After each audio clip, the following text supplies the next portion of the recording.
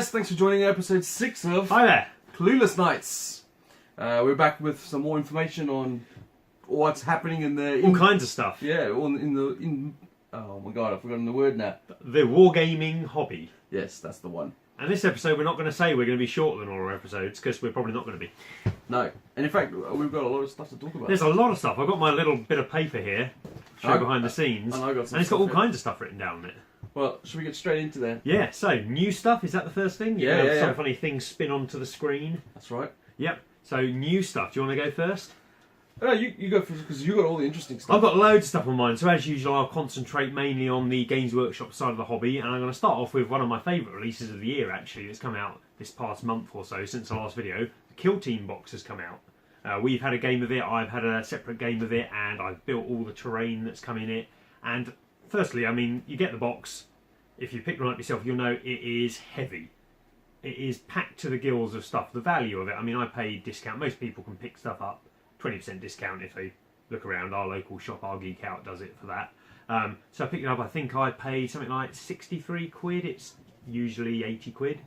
And for 63 quid, you get 10 Scutari. That's pounds for... You know. Yeah, sorry, pounds. You get 10 Scutari models. Don't know what they are. They're probably 20 quid normally, 15 at least.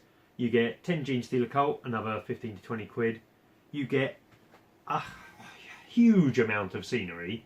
Must be at least, I reckon you'd pay 60 quid minimum to buy that in box. Probably more. Then you've got a really thick rulebook that's 25 quid. You've got all the counters, all the cards. I think they sell those for 10 to 15.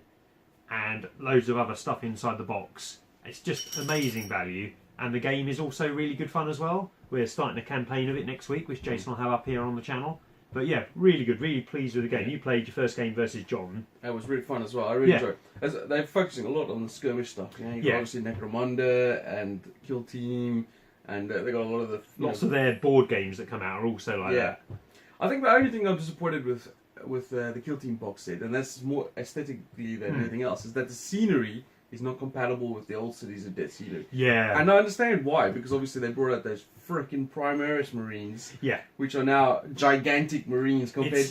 You know, in the old Cities of Death scenery, they look like a dreadnought. Yeah. You know, It's interesting. Nick and I were playing a game which I'll get to in Games Played, but at the end of the game, we had the scenery all set up on the table. I had my old Cities of Death stuff and my new stuff, and I compared the two, and the size difference is quite staggering. It's massive. From a distance, they don't look too different, but put them next to each other, it's like twice the size. It's really annoying as well, because I've collected quite a lot of the Cities. Yeah, you got loads of Cities of Death, and I haven't used any of it because I was like waiting. I don't know. I was waiting for something, and Kill Team is the one that's going to push it out there. But you can't combine the scenery together. It just wouldn't work. At all. Although interesting, you can combine the new, I think it's called Imperialist scenery, with their Mechanicus scenery. They're all done exactly the same scale. Yeah. So in the Mechanicus scenery, you get lots of kind of like gantries and stuff. Those gantries are exactly the same height as the height of the new scenery. All of the little kind of like pipe ports that appear all over the Sector Mechanicus stuff also appear on the Sector Imperialis stuff. So you can make your pipe works, join them all together and things like that. So they're really compatible with that, but just not with the older stuff. I think what's really clever with the new one stuff is that it's kind of like a click together system. Yeah, it's where completely stackable. You can just, I mean, it's very. It reminds me of when was it? Back in 4th or 5th ed, you got like I think it was the Dark Angels and Dark Elder. Was it Dark Angels, Dark Elder? Yeah, it was. They were a start set, I think. You got these like little corner scenery bits that came. Yes. It reminds me a lot of that, and that scenery was very static and boring, but at the time, it was great. Really good. I think I've still got some. And like it reminds me a lot of that, and I don't know.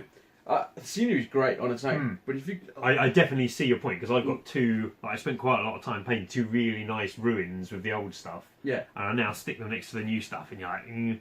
I'll have those on this side of the board, the new stuff this side of the board, and something else in the middle to break them up. Break it up, yeah, exactly. Yeah. And if you had them next to each other on the board, it would look silly. And it's like OCD freaks like me, you know, you just look at it and you go, this is dumb. And you know, I was really hoping that I could combine these really cool buildings, make some really interesting Kill Team terrain. Nah, that's not going to happen. No. I have to buy a whole new set of terrain. Or just use the old stuff. I think you figured out their plan. So that was the Kill Team box. Highly recommend it. They're supporting it really well. They released two, they're calling them battle zones or kill zones, which are basically a box set with some more terrain, another battle map. I love that. And That's stuff cool. inside, really clever. They're releasing another one next week, which has got alien forest terrain. They're releasing kill team sets, which come with a kill team, usually 5 or 10 models, and some more scenery and some special cards for those. And there's 2 more coming out next week again. So they're proper supporting it, and they've kind of like said we'll be supporting this for. They've got the next couple of years already planned out. Well, so people, you know they're going to be properly supporting it. It's a main product line for people them. keep buying it. They'll keep pumping that stuff. And it's at such a discount as well. The terrain. I mean, I'm massively into my terrain at the minute. I think the battlefield looking good makes the whole game look a lot better, and terrain's so easy to paint. It also immerses you more into the game. Yeah, far more. And even my wife, she looks at it on the table and she came up and she's like, this actually looks really good. She commented what good value it was. And when your wife says what good value something from GW's, well, that's a very strange occurrence. What else have we got on my list? Let's have a quick look. Space Wolf Codex is out. Actually, before we get to that, I noticed you had on there, still sticking with Kill Team, is the Rogue Trader set. Rogue Trader set. That's only been glanced at so far. I think it was Warhammer Fest Europe. I've got a few little snippets from that. They've shown you actually some of the models from Rogue Trader and told you what it is. It's an expansion to Kill Team. It basically combines 2 starter armies in it. So you've got the Rogue Trader and their forces and a possessed Nurgle band. Which look amazing. And it comes with 2 kill zones, so 2 different places to play. It comes with a starship interior and can't remember the other one. Maybe a small base interior. So it's going to give you rules for fighting inside somewhere, which will be quite useful when we use the Zone Mortalis in our campaign and such. And then some more dice and rulers and things, and will no doubt be heavily discounted. What I find quite interesting about that is like it's a Kill Team expansion, but it looks a lot like Necromunda expansion. Yeah, because the new Necromunda is obviously sit on those boards with the doors and stuff. Very like much. that. And I think they're using the same doors. Yeah, They're just repurposing it, and that lets them discount. Because I mean, I don't manufacture plastic for a living, but I manufacture other stuff for a living, and like when you pay for the mould for the plastic stuff, that's the main expense. So say you spend 100 grand on your mould, you then start selling your models at 20 quid a set, and you know how many you need to sell to make back your 100 grand. Yeah. But once you've made that 100 grand, you can then cut the price of those models down, and you're still making profit because you've already paid for the expensive part, which is the mould. Every time you sell one of those. Yeah. So they can stick them into box sets, and they're not really losing anything doing so, as long as they're covering the cost of making the plastic model, which is negligible. It's the mould that costs the money. What's interesting, I hope that's going to be the case, is that Rogue Trader set will then be compatible in a way with Necromunda. So, for example, the board, the boards will scenery, maybe even the figures, and Well, they've initially said on release they will also be giving you rules to use both sets of figures in 40k, and there are no rules for any of the models in there in 40k at the moment, because there's all weirdly mutated Nurgle stuff, which isn't part of any army currently, and there's never been Rogue Trader rules since the original Rogue Trader game, which is 1988 maybe. So I was too young then. I still have a copy at home. It's okay, he's older than me. But yeah, really looking forward to that. I mainly just want the Rogue Trader stuff from it though, which is the main problem. I don't need the boards because I've got my Zone Mortalis, so I don't need some cardboard replacements. So I'm probably either going to buy it and then sell on the bits to other people, or I'm going to have to go on eBay and buy the Rogue Trader stuff. So we'll see what I do. Well, I suppose another thing depends on how interested we get in Necromunda. Yeah. Because if that boards can be used in Necromunda, then it adds variety to your Necromunda games. Yeah, exactly. A Necromunda game inside a spaceship would be quite cool. Yeah, very much so. Yeah. I imagine White Dwarf will cover those rules. Yeah, I think so too. Hopefully so. It's really synergetic the way they're producing stuff. You think back 5-6 years ago, like it was nothing like this. Now all of a sudden they're just cranking out the stuff, and it's all multi-purpose. Yeah, it's all flowing into each other. Really good, really clever. Yeah, doing really well at the minute, Games Workshop. So, who else have you got on your list? Well, talking about Games Workshop, I'm going to carry on with a few days ago we got the announcement for 40k, the Conquest subscription. Yes. Now this is interesting. It's obviously done through. We got it up on the screen over there. It's done through Hachette. Yeah, who do lots of part work magazines, don't they? I mean, we did one a few years ago for our kids, which was this farm collection set. Every week or every month you got like a delivery of stuff, and it had like a little book about, say, sheep, and then you got sheep for your farm and stuff like that. Really clever, really cool. quality stuff. You know, like I think my wife had one also that was giving away baking stuff. She's got this massive crate full of all these little kind of like icing moulds and sculpting tools and all things to help make cakes, and they all came, she says, through a massive Partwork magazine. So this is same sort of company, but this looks really interesting.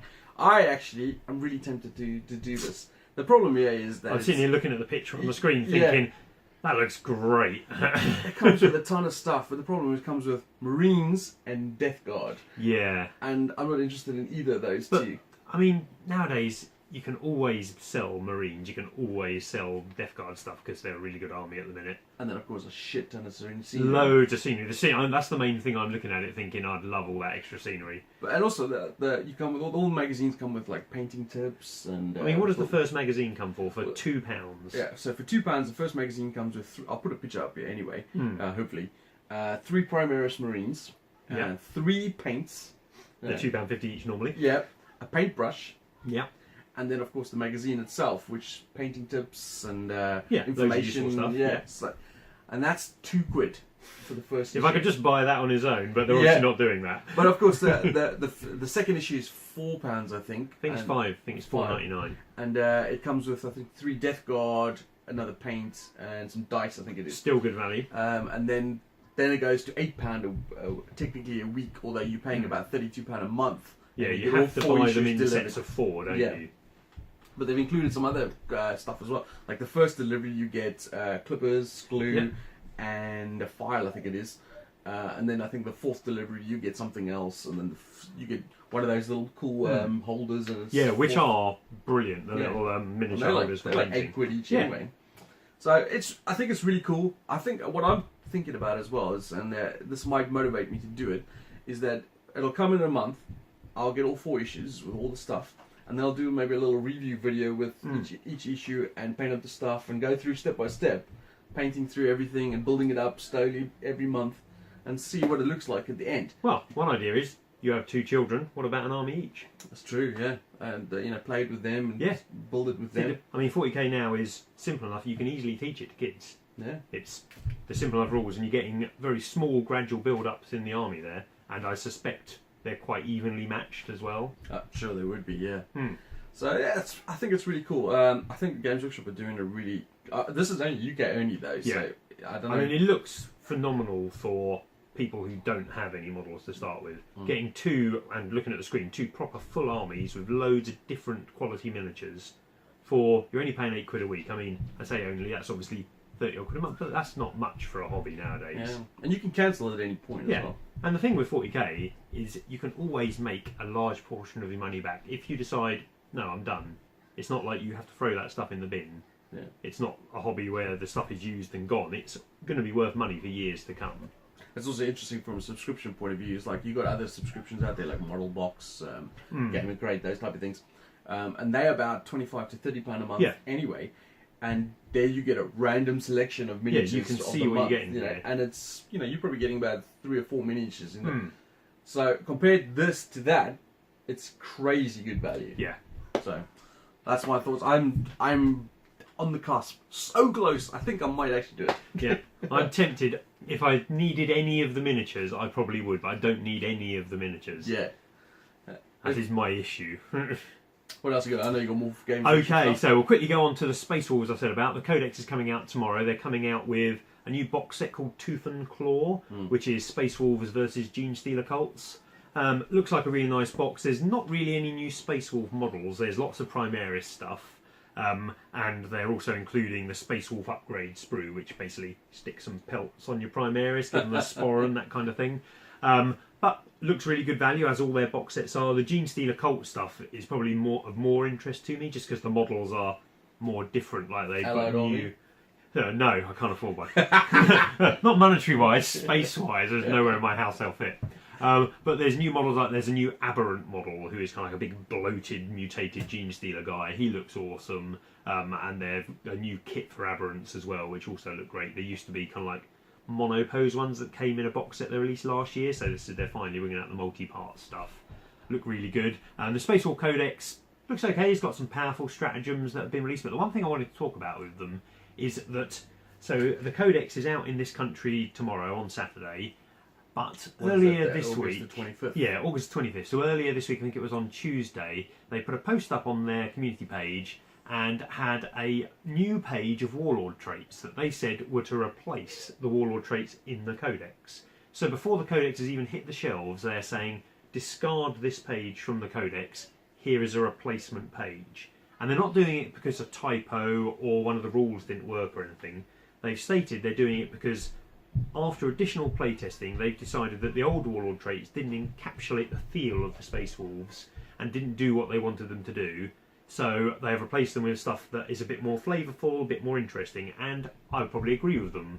The new Warlord trait, so normally a Warlord trait gives your Warlord a power, for instance, and he has that power from the start of the game to the end of the game. So say it gives me +1 to hit.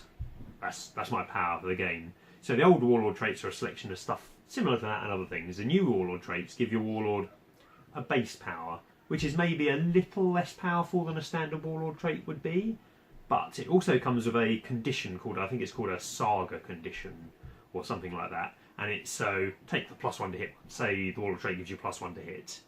After your Warlord has killed 5 enemies in close combat, that +1 to hit power then turns into an aura ability, so he gives all Space Wolf units within 6 inches of him +1 to hit.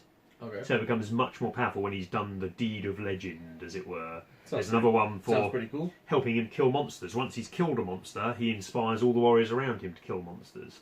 And that's really Space Wolfy, because they're all about their characters being mighty heroes and leading their warriors and stuff. So I agree that it's really interesting, but I'm not sure how I feel about them releasing errata even before the Codex has come out and saying, no, discard that page that you're paying for. I mean, what are your thoughts on that?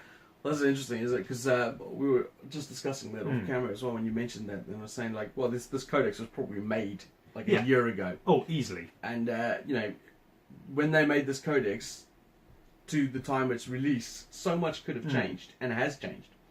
And obviously now they're trying to, you know, fill that gap and join in with what's changed. The problem is like, you know, like you were saying there, what are these codexes, like 20 quid? 25 quid to 30 quid, depending on the size. I think it's probably 25 quid for the Space Wolf one. And I know in the grand scheme of things, it's not a big deal, but it bugs the hell out of me.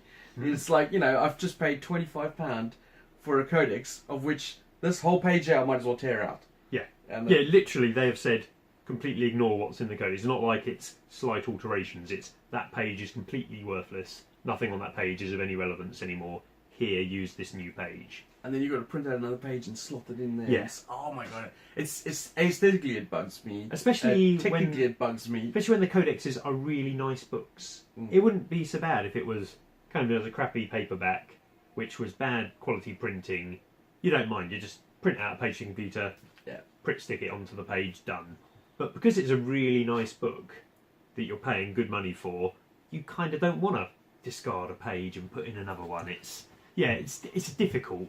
I like the fact they're proactive, but I don't like the fact they're writing off stuff before it's even out. I think from my as a personal perspective as well, I'm really loath to pay £25 for a supplement book, because I used to be at one point, you know, like when I was playing Warhammer Fantasy, I'd buy all the books, you know, like I'd buy my army book, I used to buy them all as well. Yeah, and then I'd buy all the books. I'd read up on the fluff. I'd learn the rules, because I was really, really into Warhammer Fantasy, and I was like, oh my god, I went to tournaments and I need to know everything. Yeah. And then a new edition comes out, and all that is toilet paper. Well, I've got at work. There's a big stack about this tall of 7th edition codexes that are just sitting at work, because I could put them on eBay. I might get 10 quid for the lot of them. It's like, what's the point?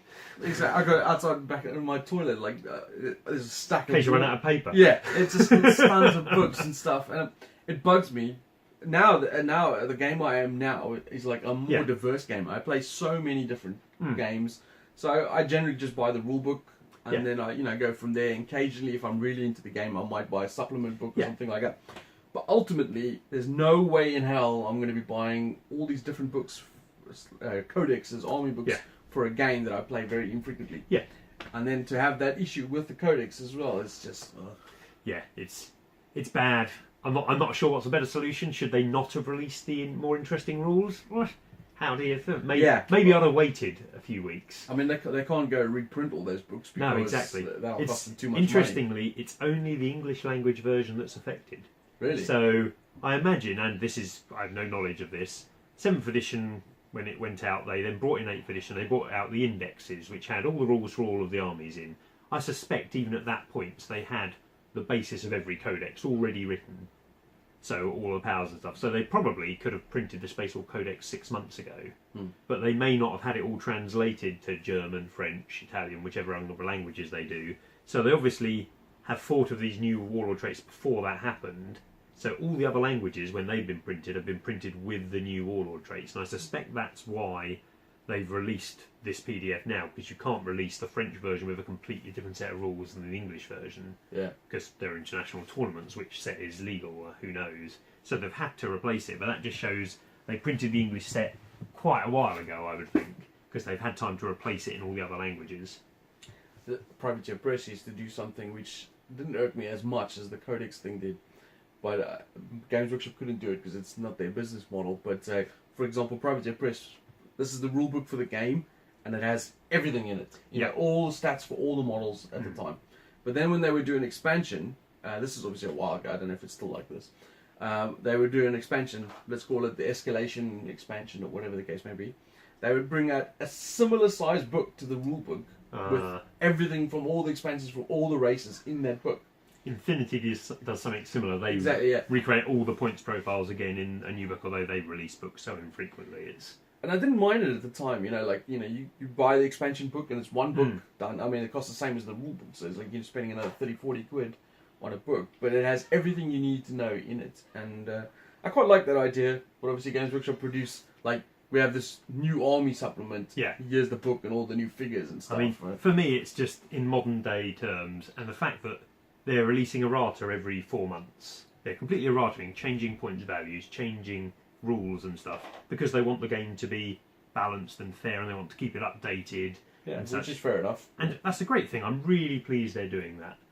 I think the rules just need to be digital. It all needs to be on the internet. It needs to be on a site you can go and look at, or an app on a phone. I don't mind paying £5 a month for an app on my phone, so I can access all the rules at any point, and I can see all the rules updated. But more importantly, so everyone has the same rules. Yeah. If I go down to the game shop, I'm really up on my rules. I know every time they've released a new errata, I read all of the errata, I read all the codexes and such. But if a new rule comes out, I know that rule when it's out. But I go down to the shop and play Joe Blogs or whoever, who's an infrequent player. He'll get out his arm and say, I haven't played this since kind of 6 months ago, put it on the table, and I have to say to him, I'm afraid you're over points because they've reduced that by this many points. Yeah. You've reduced that by that many. Or that whole rule that you're trying to do. This one's completely different. Oh, those warlord traits that are in your brand new codex. No, you need this page. Yeah. And he's like, I'm that guy. How am I supposed to know that? Yeah, you are that guy. Yeah. If I didn't tell you the rules have changed, you'd have no clue. Yeah. But how is he supposed to know that? And if he's forced to follow it exactly to be using the same set of rules as me, it just seems a bit wrong. It should all just be here. Have a digital app. If you want to know what the most advanced rules are, just ask it and it will tell you. In the modern world we live in, it should be easy enough to do. I think it's because they must make a load of money from the books. Yeah. And people would still buy books because loads of people like books. I just think it's the rules part needs to come out of the book. Because they've always been a heavy tournament style game company. You look at that tournament that happened in London a few months ago. It was like, what was it, 400 people there? Yeah, exactly. Stupid. That's 400 books that they've sold there. And they're really embracing that side of the tournament. And they must be making so much money out of the books. They release a book every couple of weeks. Even if their profit margin's 20%, so they're selling the book for 25 quid, they're making 5 quid profit on it. That's a massive amount of profit to discard. But you'll see, they say they are working on a digital army list app, which will hopefully be out next year. Now, hopefully that will include all the rules and it will be constantly updated, and I suspect there'll be a subscription for it. So you'll have to pay something per month. So wait and see what happens when that comes out. Hopefully that will be a step in the right direction. Cool. Okay, what else you got? Alright, well, I'm going to break from the Games Workshop. I'm sure you'll be going back to Games Workshop. Oh, of course I will, you know me. But I'm going to talk a little about something a little interesting that happened. Gen Con was obviously a few weeks ago. Yeah. And obviously loads of new games announced there. Mostly board games and card games and stuff like that. Not many miniature war game companies at Gen Con. There are obviously a few. But Fantasy Flight, which I can include in this because they do Rune Wars and Star Wars Legion. Yeah, that's it. And they had obviously new stuff come out for that. But that's not what I'm going to mention. I'm going to mention two things that they brought out. One at Gen Con, which was Keyforge. Now, if you're familiar with Richard Garfield. Andrew Garfield was Spider-Man. Yeah. he obviously did Magic the Gathering. And also our games. Giant he made, which is one of my favourites. King of New York. Yeah. And Tokyo. Anyway, he made a new game called Keyforge, right? So, if you've not heard of it, I'll give you a quick rundown. It's basically a two-player dueling deck game, right? So, you got your deck, you play against another player, and whoever completes, in this case, it's not life totals, it's whoever gains the 3 keys wins the game, right? You can summon monsters to fight each other. You've got a hand of cards, you're playing similar cards. to most card games. Exactly, nowadays. You tap cards to attack with, that sort of shit. The difference with this game is that there's no card pool in such as the deck you buy, that is your deck. You can't alter it in any way, and it's different in as much as there's, say, 40 cards in a deck, of which no other deck in the world, anywhere in the world, will have those 40 cards. I read there's something like 14 quadrillion different decks that can be made from the card pool they have just in the base set. It's crazy. And they also have an algorithm to double check that they don't accidentally print to the scene, even though the chances are infinitesimally small. Yeah. They will double check it. So every box you buy, every booster, as it were, will be different. Exactly. Yeah. And I think they're all numbered, aren't they? They're all. And I think there's 6 factions or 7 factions, of which each deck will consist of 3 of those factions. So, for example, if I bought a deck, I went up and I just pick up a box. It costs about $8 for the deck, and I'll buy it, and I'll have, say, factions A, C, and D, and then you pick a deck and you've A, G, and F. Exactly, yeah. So we might have overlapping cards, but our decks will be different and will play different. And they'll have. Some cards will no doubt be the same because it still has common, uncommon, and rares in there. Yeah. But the mix will be different. Yeah, and the way it plays as well, unlike with Magic where you have mana and stuff like that, you pick a faction and then you can only play and attack with cards of that faction for that turn. Yeah. So that's the general gist of how the game works. It's the guy who designed it, Richard Garfield. One of the things he was saying apparently, he went to Fantasy Flight Games and went, "This is this game I've made.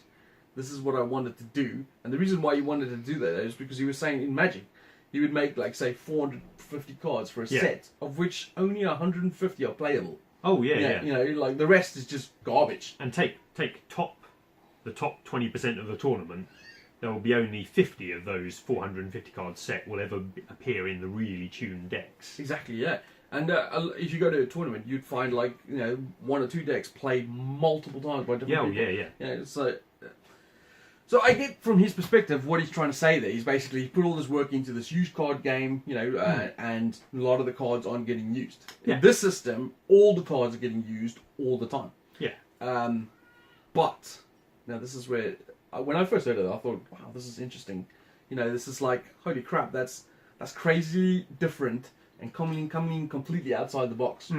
But when I thought about it more, I've not played this, by the way. No, neither have I. I've spoken to people who have played it. Martin's played it. Yeah, Martin's played it. And I've done looked at it a lot, and I'm looking forward to trying it. But there's a couple of points that I want to point out that bug me immensely about it. I used to be a massive Versus player and Magic. And the thing that I loved the most about those TCGs, or CCGs, was deck building. When I sat there at home and I got all my cards and I come up with these different combo ideas, I know what, generally, like saying Versus, I knew what the meta was playing, and I try and come up with this crazy combos and things. And that's one of the things I really like about 40k is the list designing. Yeah, I sometimes made decks and never played them. Just sat there and building decks. Yeah. And then, on my own, fiddle around and then go, that's just crap, throw it away, get a new one. So that was interesting. The other thing I thought about this is you buy a deck, it only costs £8, so you're not you're not breaking the bank to buy a deck. But you go buy a Keyforge deck, you play it 5 or 6 times, and then I never want to play it again. That's where my problem comes. I can see you can where never alter it. I can see where it's aimed. It's obviously been released to compete with Magic Sealed Deck or Magic Booster Draft, which is a really interesting way of playing Magic, and I love playing Booster Drafts or Sealed Deck. But you go to a tournament for a day, you buy your sealed deck, you sit down at your table, you quickly take out some of the cards you don't want, make your deck out of your pool of cards, and then you play that deck, as you say, for 5-6 games. And then you get home and you take all those cards out of that, put them in your folders, and then use those to make new decks later on. Yeah. This, you arrive at your tournament, you open your deck, and apparently the game is all about working out how to use all your combinations that you've been given, find the best way to use them. And I can understand that, and I'm sure it's really interesting for those small amount of games. But then when you get home, you're stuck with this one deck that you can never change. Yeah. Do you have to put a little card on the back of it with a little note saying, I like this because of this, so when you're playing with your mates, they come around and you're like, oh, I'll have this deck, this randomly does this kind of thing, slightly differently to this. Yeah, I don't see where you're getting any longevity for your money from. You see, my problem with this is, and obviously we're all basing our opinions on speculation because we're not playing. Yeah. And the person people I have spoke to that have played it actually said the mechanics are quite good. You know, the game itself looks really interesting. It's a fun game to play, but I'm trying to figure out who they're aiming this at. Because, like for example, like I used to be, and you used to be heavy into CCGs. You know, you go out, huge. I mean, playing tournaments and stuff. I've got a cupboard full of them at home. It's not going to appeal to those people. I don't think it is, because you can't put your own stamp onto these decks. You buy a deck, and you're like, this is crap. I don't like this type of way it plays. I go buy a new one. Yeah, this one's better. After 3 or 4 games, it's like, nah. I think it's aimed at the people who are casually competitive. Yeah. Like if you play Magic competitive and you enjoy the competition of playing Magic, you'll go and do a sealed deck booster draft or something like that. But if you're a high-end Magic player, you go to a tournament for a day and play with your deck, but you've spent the last 3 weeks tuning that deck, you can playing play it in the evening, playing it goldfishing against yourself, and that's part of the process. You spend more time practicing to play your deck and refining your deck than you do actually at the tournament. So I don't think it's going to appeal to those truly competitive people. No. So they're aiming at that little wedge in the middle that have disposable income because they're not going to be reusing the decks, or I don't see how they're going to be reusing the decks.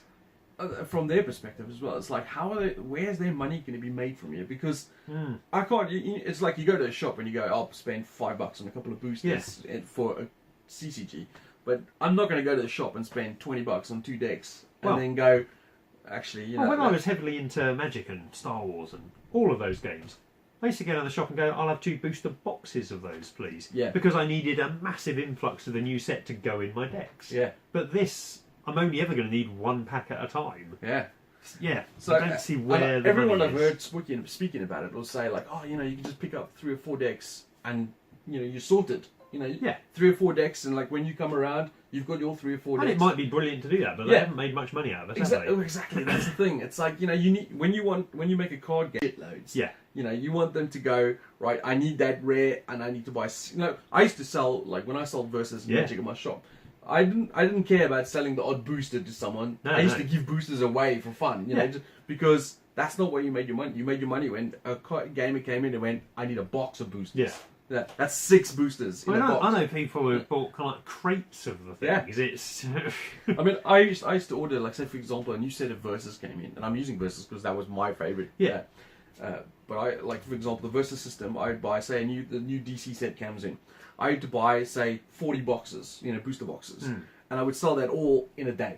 Because people who played the game... And then you and Carl would go and kick up and have dinner. Because people would come in and go, I want 6 boxes or 10 boxes. You know, I had one guy who'd bought 6 boxes, not get the cards he wanted, then go buy another 6. Yeah. You know, just because that's, he wanted those cards now.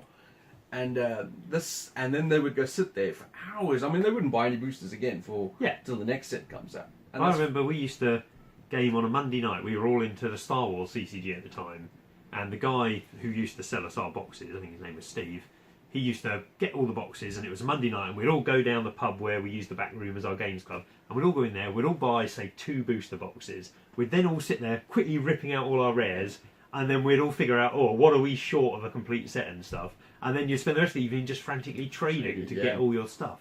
But the amount of money that all of us must have spent, he probably made easily $1,000 that evening. Yeah. Just by selling that stuff. But I just don't see where they're getting that from with this. Yeah. So, I mean, I'm not trying to down on the game. Because I'm similar to you. I've heard it's a really good to play game. And it's really interesting that they're coming from a different perspective. They're coming because one of the things that CCGs ran on was people freaking hated buying boosters. You know, they just wanted to buy the stuff they wanted. So Fantasy Flight, ironically, coined the thing LCG, which is the living card game, which is you go, this is the starter box. If you want to add to that, here's this expansion. You get all the cards in this one thing. Exactly, and then but you still had an option to build your decks. Yeah, you know, that sort of thing. Now they've gone down the route of right, we've just built the decks for you, and you can just buy a random deck. It must be difficult coming up with a new game though, because how do you compete? I mean, I was going to come to this later on. There is a nice article that I was reading the other day, which was it's from the American gaming industry. They produce every 6 months. They produce a little list of the top 5 selling games, and it's from independent shops, so you can't quite figure it out. But for the past 10 years, I think this has been coming out, and they mentioned in the article the top 3 card games have never changed in those past 10 years. You have Magic at the top, obviously. Yep. Then you have Yu-Gi-Oh! Then you have Pokemon. Yep.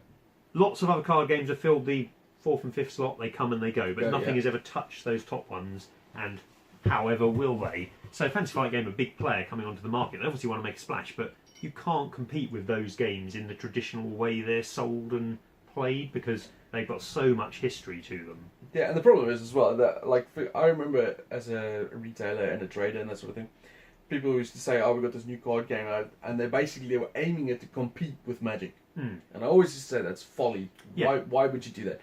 Magic to me is an anomaly, and a game that will never trigger like that again. Never. You know, because like even Wizards of the Coast used to bring out games, and then go, well, this didn't sell as well as Magic, so we're going to can it. Yeah. It's like nothing you ever do is going to sell as well as Magic. I have no facts to back this up, but I'm pretty certain Magic is probably the most successful gaming thing in history. Yeah, and it's not worth copying that format, because it's not going to do well.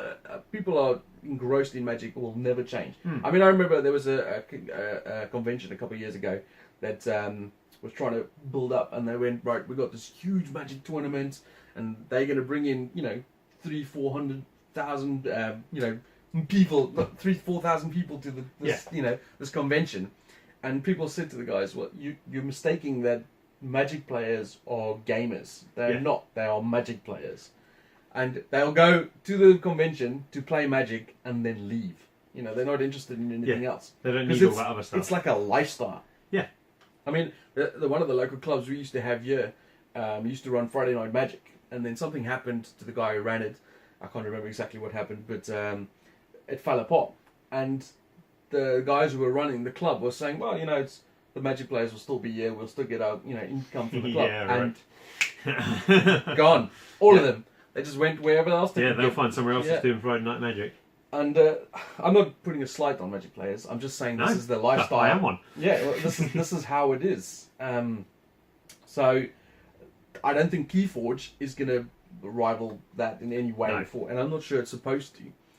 But it's really interesting, like, what they're trying to achieve with this. It'd be a really interesting one to watch, to see what they're doing. Maybe they're aiming at the board gaming market. Maybe they're thinking board gamers will all pick up a deck and it's something they can quickly play for half hour before, in between games, like another small box game type of thing. I was trying to think of another game that's similar to it, and the only thing I could come up with is there's a game from Playdead Games called Summoner Wars, which is a head-to-head duel game. I think I've played it once. And you used to just buy a faction, and that faction was ready to go, and you could then play against someone else with a different faction. And they brought out different factions, and it was like, let's say 20 factions at a point.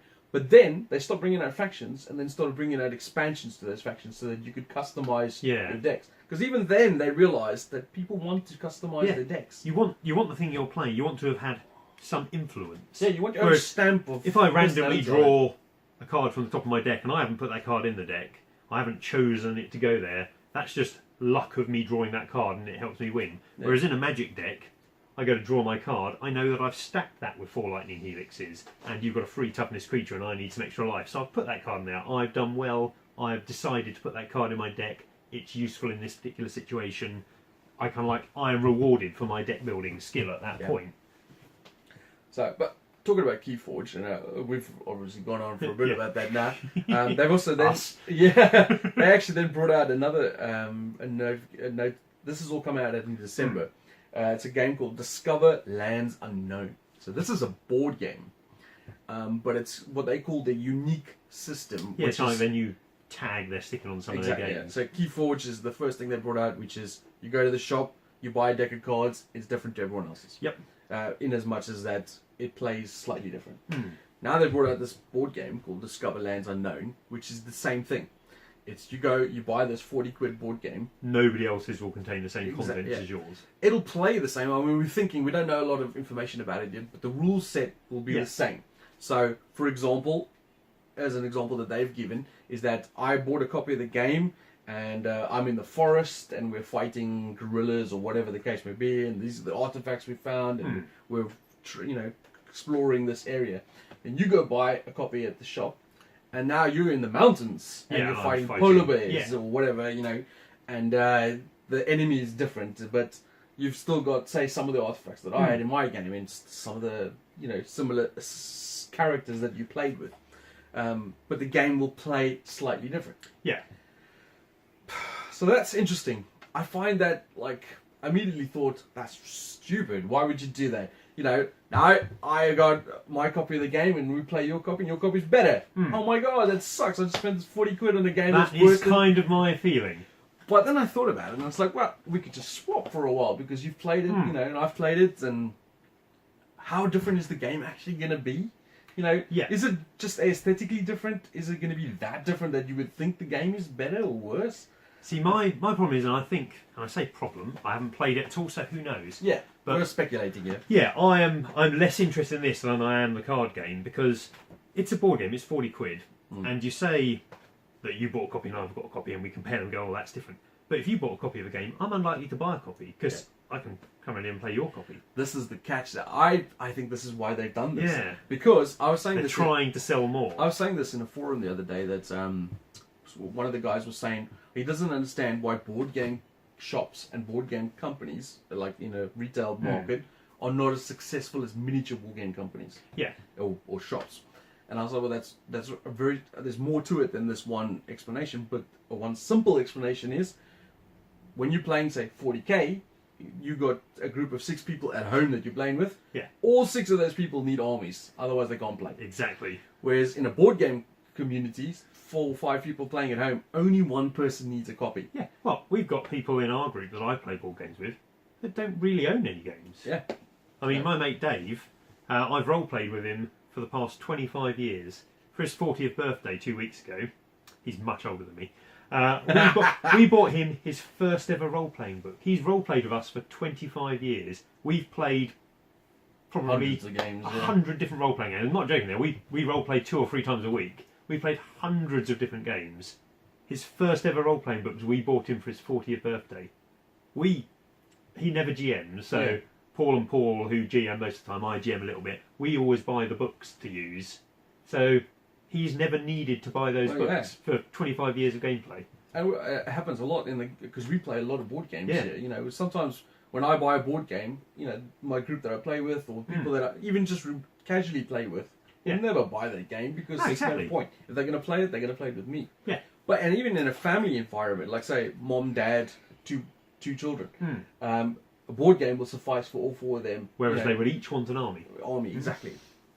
So that is now I think this board game format is a way of circumnavigating that. So you can get people I can see to that buy point them. actually, yeah.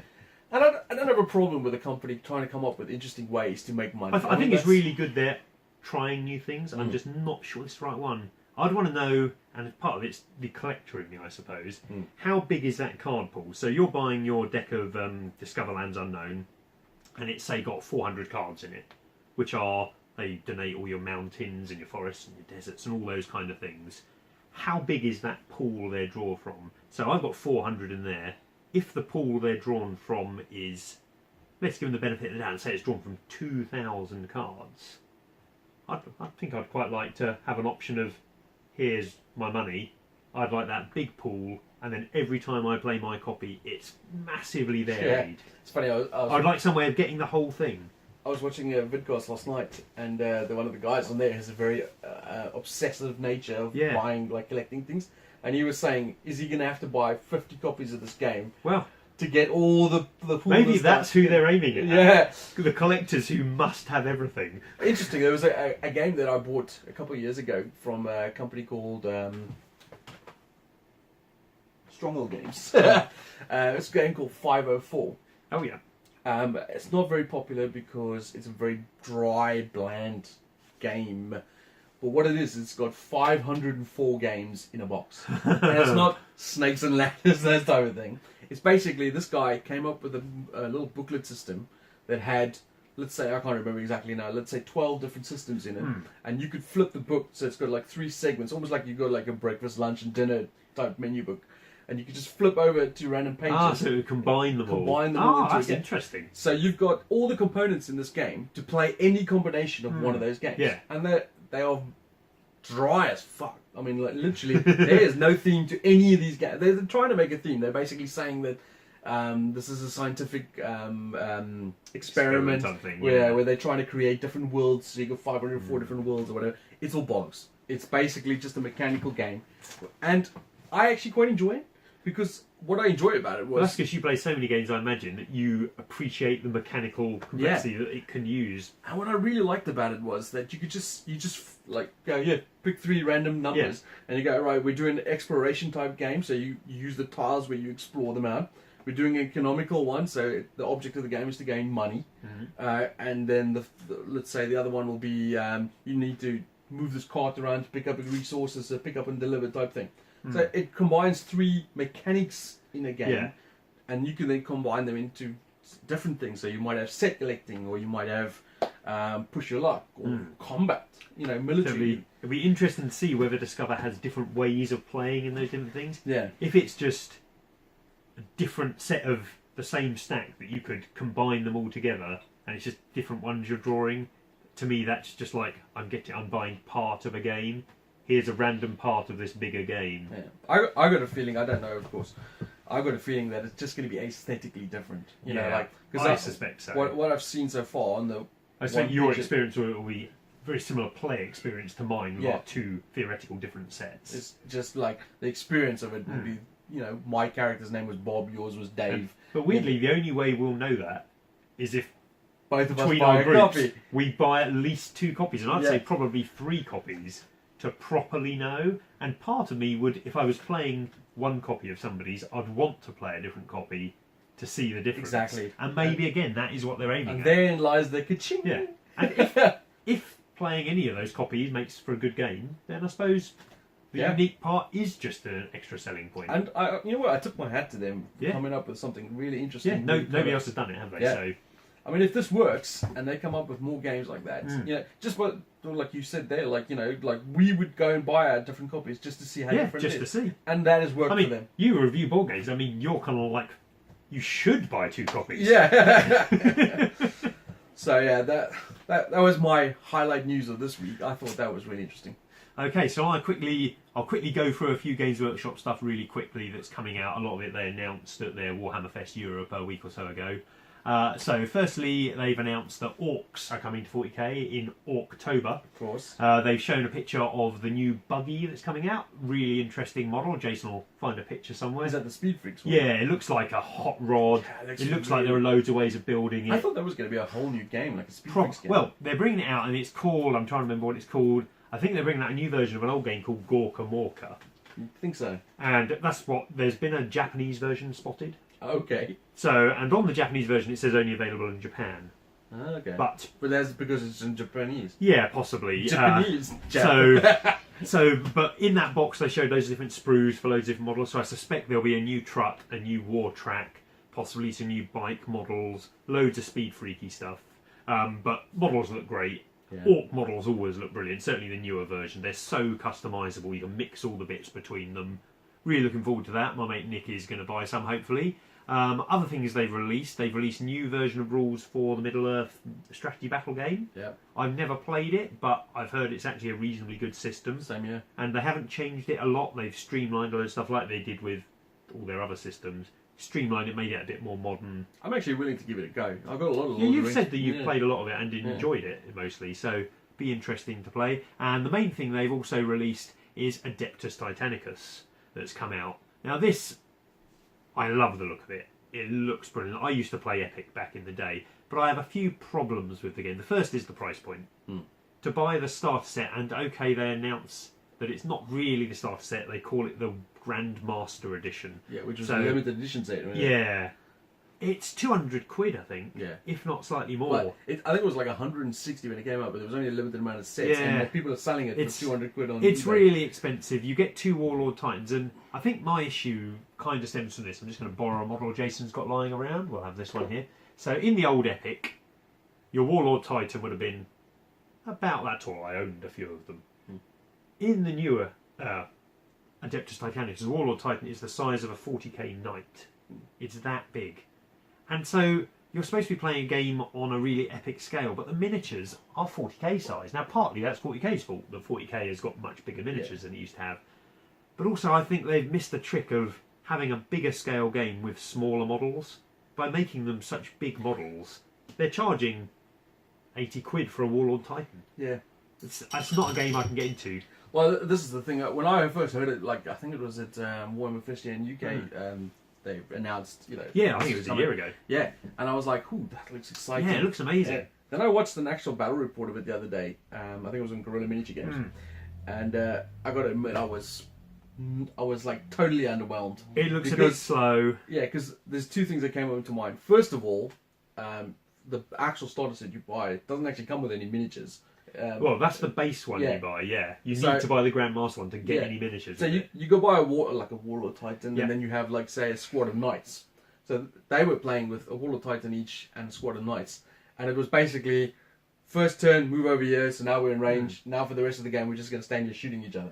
There was no maneuverability in the game. I think that's the other main issue for me, is that they've released the game, there are 2 units available on release. The Warlord Titan and the Knights. Yeah. No other units available whatsoever. It just looks so The boring. Warhound's coming out in the next month. Why isn't that available at release? I don't know. Reaver, all the other stuff they said about it, it's just, I think it's a poorly handled release myself. Well, it's expensive and doesn't Forge look that special very release, interesting. isn't it? Yeah, it's... And the thing is like, it reminded me of playing BattleTech, but with less interesting stuff. Yeah, I think they fumbled it myself. Yeah. And I went from being, ooh, this looks really excited, to, ugh, I don't give a shit about this anymore. Say if I decided to get into it, I'd say I love Titans, I'd love to play with them, I'd like playing with my Knights and such.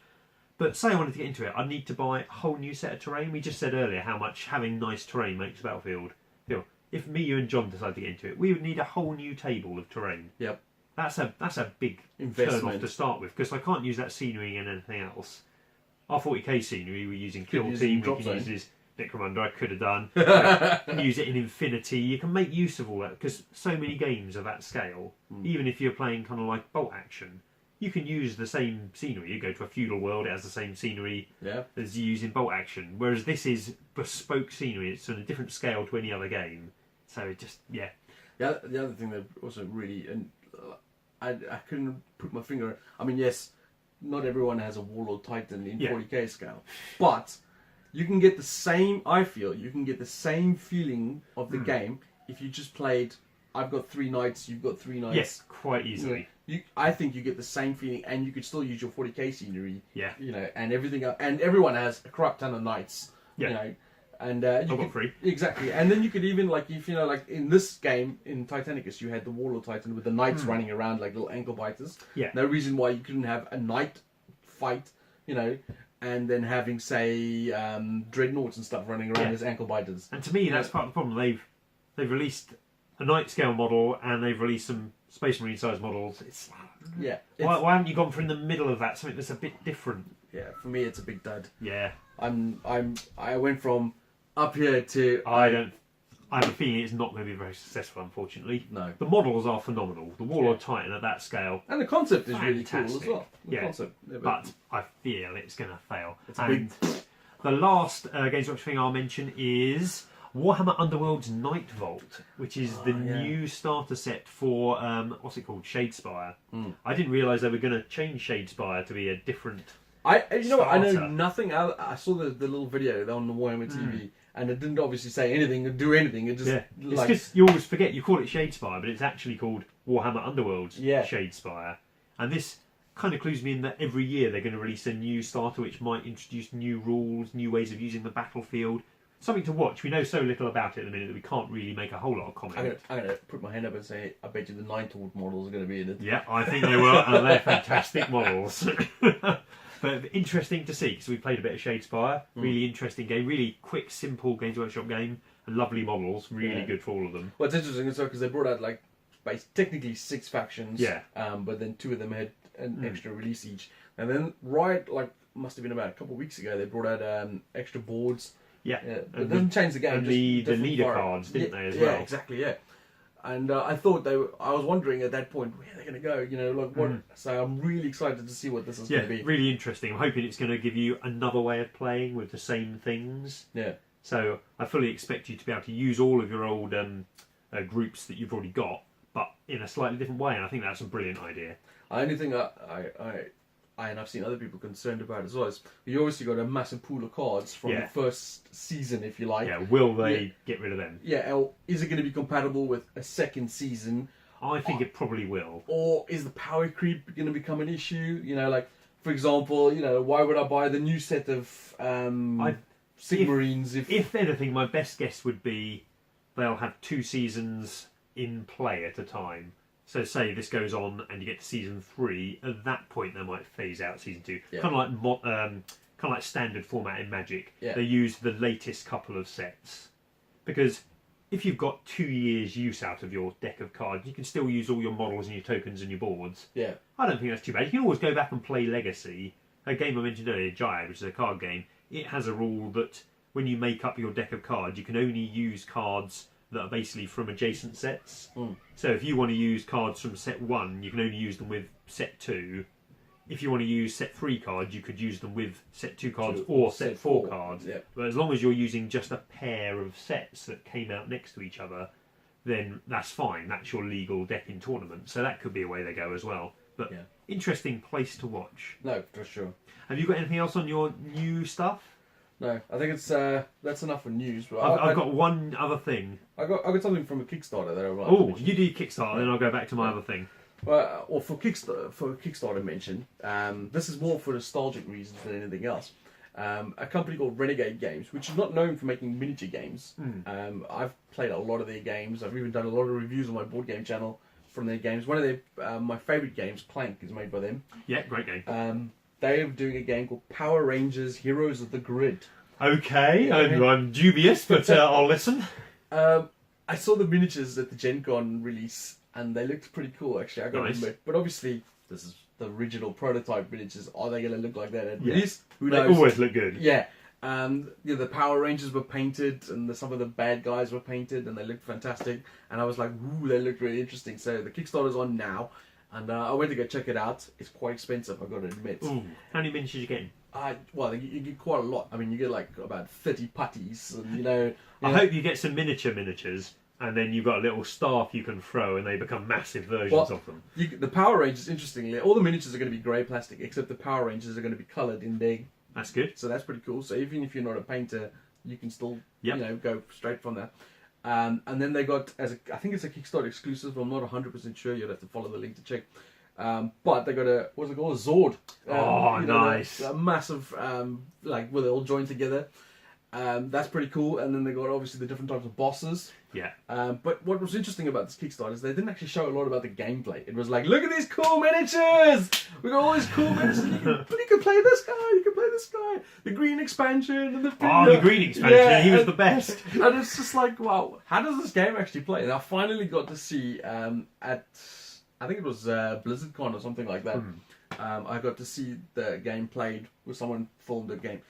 And it looked alright, actually. It didn't blow my socks off, in terms of gameplay. Like, holy crap, this is amazing. It was like, okay, it's not bad. The guy who designed it was also the guy who designed Imperial Assault. So it's not like the pedigree shit or anything. Yeah. I think what immediately, it was a prototype, obviously, I saw. But what immediately put me off a little bit, not off, but it was like, the board itself was more abstract. Like, for example, like you had like a couple of areas that you could freeform every game, and it would be like, I'm at the school, I'm at this. Oh, I see. So instead of being 3D trains, it's just a flat telling you you're in this area. Yeah, it's like I'm at the Keystone Park or whatever the case may be, and then you start off in the hub, and then you guys decide as a group, I'm going to go over here and fight the putties at the market. I'm going to go do this. Interesting. And then you have plays quite board game-like in comparison to miniature game-like then. Exactly, yeah. And you have a deck of cards, and that's technically your life. But I'm not a big fan of that mechanic where your cards in your hand are your life. But this is not quite that. So I'm more forgiving of this because the deck is your life. That's a bit better. When your hand is your life, it's really punishing. Yeah. You're becoming really close to dying, and you've also got no options left. Exactly, yeah. Where this one is, if your deck runs out, you get knocked out. Yeah. And then you could return to the hub, and then if certain times, like I think it was depending on how many people are playing, if you get knocked out, say 3 times, then everyone loses. I that see, sort of yeah. thing. But like, for example, when something attacks you, you flip over cards, and they have defense symbols on, so you can soak up the damage. But obviously, the more cards you spend, the more fatigued you get. I see, yeah, that's quite interesting. And the more attacks and stuff you do, the more Yeah. fatigued you get. So I thought that was pretty cool. I thought that was interesting. The downside is it's not a card-based game because you go, I'm playing this card, which is a flying kick. Now I've got to roll some dice, which this card tells me. Yeah, so they've got the random element put in. Yeah, so I don't know. It looks alright. I thought. Yeah, as you say, nostalgia reasons. Yeah. Everyone used to watch that. I mean, I had the same feeling when they brought up in the mornings. When they brought out the Teenage Mutant Ninja board game and the Ghostbuster board game. And, you know, it's like now they've got the Power Rangers board game. It's like... As with all Kickstarters, they all look really pretty usually, but it's choosing the ones where you think actually the gameplay is going to be solid when you get to play them. And they're coming out so fast. I mean, look at all these games behind me, and you should see the pile over there. Oh, the Rising Sun box you've just painted. Yeah. We'll get to that. So, yeah. Okay, so the last news point I was going to talk about, as I mentioned earlier, the top 5 industry breakdown of top-selling games and such, and I mentioned about the CCGs. I was going to mention the miniature-based part of it. So this year's miniature-based part of it, I'll read out the little list. So this is compiled from US independent retailers, and they supply the information to people doing this little survey of what is selling best in their shop. So we're not taking into account, so Games Workshop will obviously appear on here, but it's not taking into account their in-shop sales, mail order sales, that kind of thing. This is just from brick and mortar shops in America, only in North America, selling stuff. So, at number 1 we have 40k. Okay, obviously there. Interestingly though, it wasn't number 1 in early last year, but I'll come back to that in a minute. So number 1 is 40k. Throughout the past 10 years this survey's been being done and such, it's usually been number 1. Yeah. So number 2 I've never heard of. I want to know if you've heard of it and viewers have heard of it. D&D Knowles' Marvellous Minis. I've done a little bit of research onto this. I have heard of it, only based on the fact that I get a lot of commission painting to do for it. Okay. But I don't know anything about the game. The second best-selling miniature product in America at the moment. I'm not surprised, you know. D&D is doing bonkers business. In fact, I've got a box down there that See, you've heard. I'd never heard of this, but in researching, I mean, I play a lot of D&D, and I know I listened to a podcast about a month ago with the head of TSR, or head of Wizards of the Coast part that runs TSR, old bit now. And he was saying this is by far the standout year ever of D&D. It is like 20 times as popular as it's been in the past. Well, geekdom is becoming very mainstream. Exactly. So that's number 2. Number 3, War Machine. I'm surprised. Bit of a resurgence. North America, I can see why. Yeah. Number 4, Star Wars Legion. Yeah, New game, big hit, Star Wars. Make a poop with Star Wars written on it. And number 5, Age of Sigmar, hasn't been in the top 5 for the past year or two. You'll notice on there's no X-Wing. X-Wing was number 1 at the start of last year. And Star Wars Armada was also in the top 5 last year. Not there at all. That's interesting. Interesting that... Second edition's not really been loved. Well, second edition hasn't come out yet. And the reason it's coming out is because first edition, I think, is dying a death. Yeah. I listened to a couple of podcasts. I played first edition a little bit. I listened to a couple of podcasts about it, and the tournament scene has been shite because there's such a bad meta evolved of you can't use hardly anything. You have to use these particular kind of like few setups. Whereas it's a competitive game. If the competitive side of it isn't working and there isn't enough stuff to do, it's not going to make money. But I just thought that was a really interesting list to see that Knowles' Marvellous Minis on there, who I've never even heard of, and the fact that X-Wing has completely fallen off the side of a cliff. I talk about the D&D minis. One of the customers I paid for, he actually sent me a message saying, "Are you interested in? Can you do some of this?" And he wrote there, there's something miniature. And I went, "I don't actually know what that is." And he sent me a picture, and I was like, "Oh, now I know what that is." Yep. As far as I can tell, they're generally just miniatures you use in your D&D game. Yeah. So there isn't a miniatures game associated with them. You could obviously use them in whatever you fancy. Yeah, and the guy I paint for all these figures for, he uses them in D&D and stuff. I'll put up a couple of pictures of some of Yeah. the stuff I painted so you can see what they look like. I think if I had to critique them as a miniature, I think they're quite low par miniatures. They're WizKid miniatures, I Yeah. think, and they're taken from there because they used to do the D&D HeroClix game, and I think similar to what they did with their Star Trek Attack Wing game, they used exactly the same miniatures. They just cut the HeroClix bit off the bottom of it. Because these, I don't know if they come. There's a set that comes pre-painted, but these You can buy either. because these You ones could- that they're obviously two separate kind of like types you buy. You buy pre-painted or non. because the ones obviously that I received were not, Yeah. but they were just plain grey miniatures. But they were like completely different. There were gnolls and orcs and There's a Green lot of them out rangers and loads of different stuff. Yeah. Spiders. I mean, the spiders were actually quite nice. Mm. I'll put a picture of that up there. I did some spiders, gargoyles, and all sorts of stuff. Yeah, really hit and miss though from the pictures I've seen on them. Yeah. I mean, I did a couple of rangers the other day, human rangers, I think they were, and they were really poor. What I mean was like you go like in the detail instead of like having a jaw, their jaw like kind of like melds into Yeah, the neck. melds into the neck, and Yeah. then often they're kind of like monoposter. They're very flat against. Yeah, Like, all my limbs point in this direction. exactly. Just minor details of things. Some of the details like instead of having like say buttons, they kind of fade into the. Yeah. So stuff like that. Yeah. They suffice for what they needed, Exactly, but they're yeah. not quality miniatures. And I don't know what they cost, money. That'd be my thing. But I'm sure if they're selling as well as that, they can't be Yeah. that expensive. Yeah. And people are loving the variety that you get for D&D. Yeah, very much. I'm sure there might be some other way to use them, but mainly just for role-playing purposes.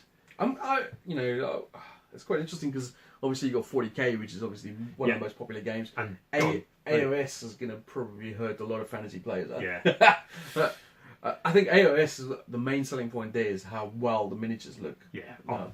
I mean, we're we said act- before they're amazing, aren't they? We'll be talking about it in the what's coming up section, but I'm going to be doing a escalation league with a few friends for Age of Sigmar. Cool. And we'll talk about that. Let's take a break for a minute.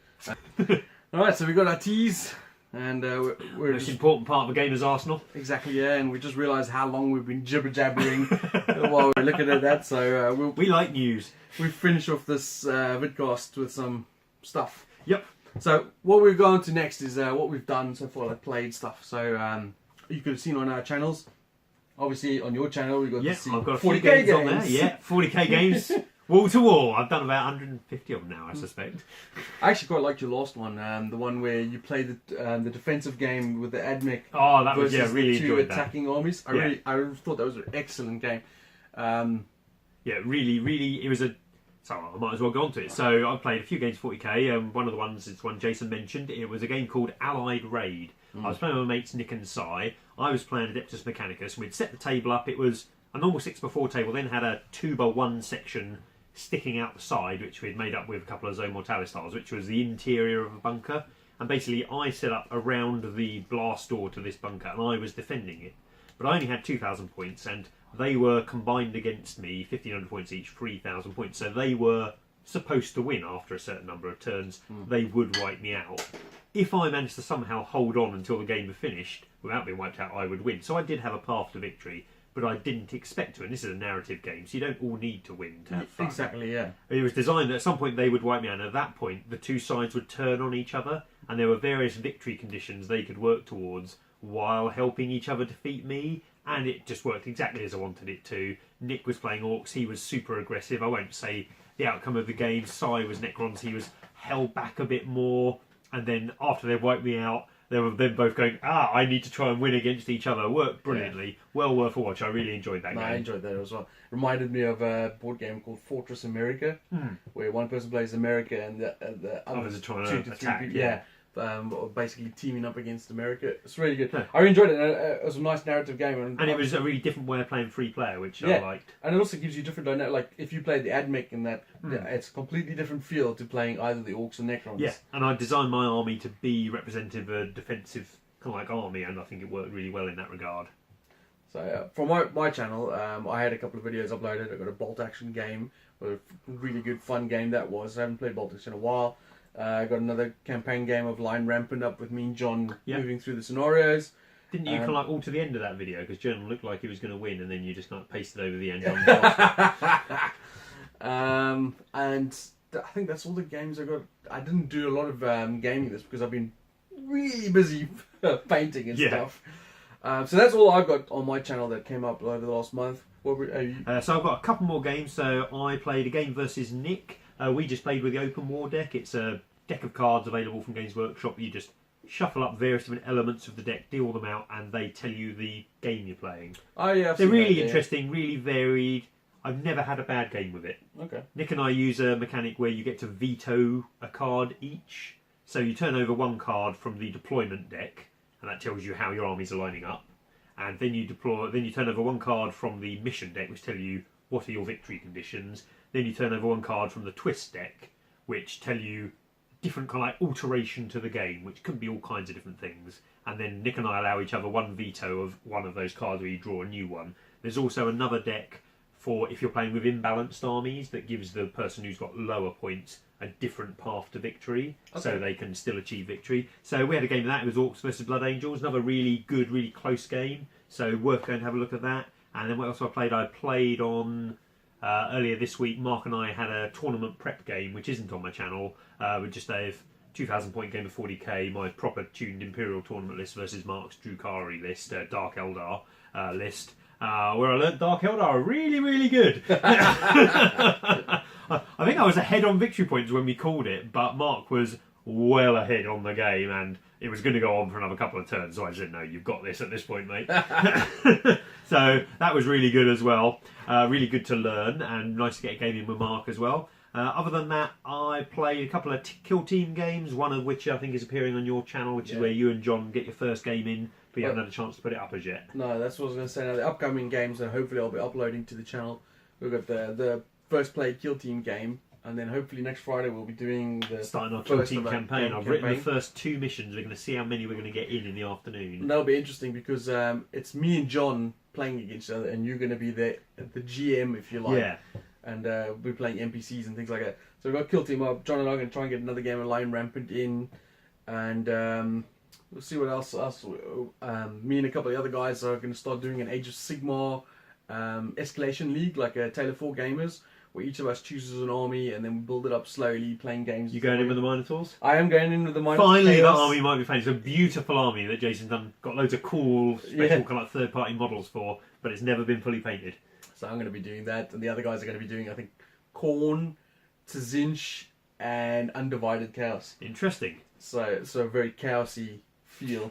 Oh, I'll follow that. So that's what I've got upcoming. What have you? Upcoming, more 40k games? Yeah, probably some more 40k. Mark works at an airport, and he's changed his shift pattern recently, so he's now a bit of a more social shift pattern he's on. He's going to have a bit more free time, so him and I are going to try and get in a few more tournament-style games, which will hopefully get up on the channel.